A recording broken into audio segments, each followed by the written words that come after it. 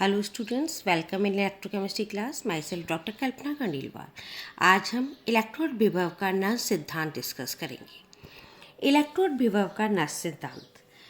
नस सिद्धांत के अनुसार सभी धातुएं एफ हाइड्रोजन की घनायन के रूप में विलयन में घुलने की प्रकृति होती है। धातुओं की इस प्रवृत्ति को विलयन दाब कहते हैं। धन आयनों के विलयनों में चले जाने से धातु ऋणावेशित हो जाता है, जो विलयन में पहले से ही उपस्थित घनायनों को आकर्षित करती है। अर्थात विलयन में पहले से उपस्थित धातु आयनों की प्रवृत्ति धातु की छड़ पर परमाणुओं के रूप में एकत्रित होने लगती है।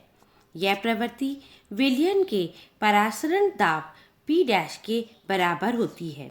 इस प्रकार एक दृक् परत बन जाती है। यहाँ तीन संभावनाएं हैं। पहली, जब विलयन दाब प्रसारण दाब से अधिक होता है, अर्थात P is greater than P', तब विलयन से छड़ पर एकत्रित होने वाले धनायनों की अपेक्षा धातु की छड़ से विलयन में जाने वाले धनायनों की गति अधिक होती है। स्टूडेंट्स, इसको हम ध्यान से पढ़ेंगे तो समझ आ जाएगा इजीली। फलस्वरूप धातु की छड़ ऋणावेशित हो जाती है, अर्थात धातु घनायनों के रूप में विलयन में घुलती है। m इलेक्ट्रॉन्स दे रही है, m पॉजिटिव में कन्वर्ट हो जाएगी और वो अपने नंबर ऑफ इलेक्ट्रॉन्स दे देगी। उदाहरणतः जब जिंक की छड़ को ZnSO4 विलयन में डुबोया जाता है तो छड़ अवशोषित हो जाती है, ऋणावेशित हो जाती है, अपने 2 इलेक्ट्रॉन दे देती है। दूसरी संभावना, जब विलयन दाब परासरण दाब से कम होता है, अर्थात P is smaller than P', तब विलयन में से धनायन इलेक्ट्रॉन पर एकत्रित होने लगते हैं। फलस्वरूप इलेक्ट्रोड घनावेशित हो जाते हैं। m पॉजिटिव +2 वो इलेक्ट्रॉन लेके और m में कन्वर्ट हो जाएंगे। उदाहरणतः कॉपर सल्फेट विलयन में कॉपर इलेक्ट्रोड घनावेशित हो जाता है। तीसरी संभावना, जब विलयन दाब F परासरण दाब बराबर होते हैं, अर्थात P बराबर P' के, तब कोई इलेक्ट्रोड विभव उत्पन्न नहीं होता है। उपरोक्त क्रियाओं के फलस्वरूप धातु की छड़ के चारों ओर एकत्रित आयन F धातु आयनों के बीच आकर्षण के कारण एक दृक् परत बन जाती है और साम्य स्थापित हो जाता है। दृक् परत बनने के कारण धातु F विलयन के मध्य एक विभवांतर उत्पन्न हो जाता है, जिसे हम इलेक्ट्रोड विभव या एकल इलेक्ट्रोड विभव कहते हैं। नर्न समीकरण की व्युत्पत्ति। किसी विद्युत रासायनिक सेल के लिए मुक्त ऊर्जा में कमी -ΔZ अग्र संबंध द्वारा प्रदर्शित की जाती है। हमें पता है -ΔG = NFE।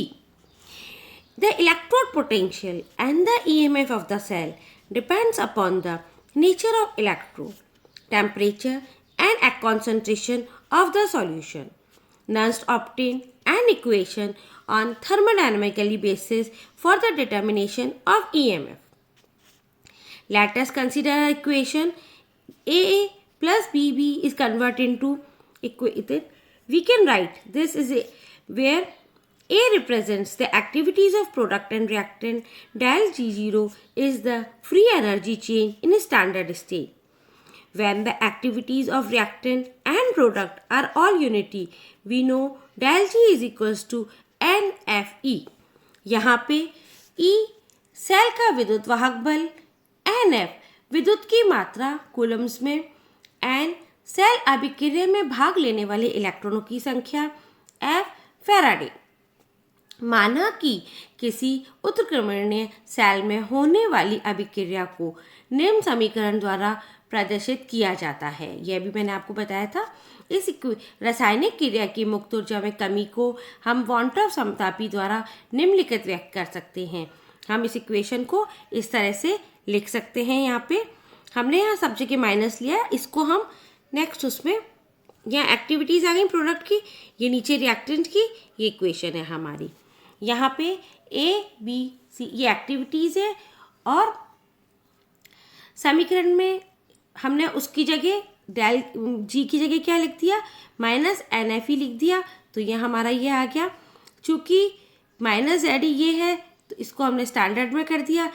ई सेल का मानक EMF है और इस तरह से हम E इक्वल्स टू हम लिख सकते हैं E0 माइनस RTNF और LN एक्टिविटीज़ हमारी। चूँकि ये वापस हमने उसको अच्छी तरह से आपको किस तरह से हम नर्न समीकरण लिख सकते हैं वो आपको बता दिया है। यहाँ देखो 3 तरह से हमने एक्टिविटीज़ में, कॉन्सेंट्रेशन में और आपको प्रोडक्ट और रिएक्टेंट, इनको हम कहते हैं Nernst equation. These equations are known as Nernst equation, Nernst समीकरण कहते हैं। समीकरण में एक वाले पे हमने देखो गैस कांस्टेंट आ रहा है, R इज 8.32 जूल्स प्रति किलोग्राम, अणु परताप T हमारा यहाँ होगा 273 प्लस 25 मतलब 298 केल्विन, फेराडे 96500 कूलम्स रखने पर हम, क्योंकि ये हमारी कांस्टेंट वैल्यूज़ है, हम इनको सब्स्टिट्यूट कर देंगे तो हमारी नर्न्स्ड इक्वेशन निम्नलिखित रूप में परिवर्तित हो जाएगी। E is equals to E0 minus 0.0591 divided by n log 10 ऊपर प्रोडक्ट डिवाइडेड बाय रिएक्टेंट। यदि सेल अभिक्रिया के अभिकारकों तथा उत्पादों की सांद्रताएं ज्ञात हो तो नर्न समीकरण द्वारा सेल के EMF की गणना की जा सकती है। माना कि कोई धातु M वह अपने आयनों वाले विलयन के संपर्क में है। विलयन दाब के कारण धातु धायनों के रूप में निम्न प्रकार खुलता जाता है। यहाँ M अभिकारक, M N पॉजिटिव आयनों की उत्पाद माना जा सकता है। हमको क्योंकि वो उत्पाद में कन्वर्ट हो रहा है तो हमने ऊपर उसको लिख दिया, नीचे इसको लिख दिया। अभिकारक अर्थात ठोस धातु को मानक अवस्था में मानते हैं, अर्थात उनकी सक्रियता इकाई मानते हैं। अतः वो ठोस है तो उसकी हम एक्टिविटी कॉन्सेंट्रेशन उसको 1 मान के ये हमारी इक्वेशन ये आ गई है फाइनल।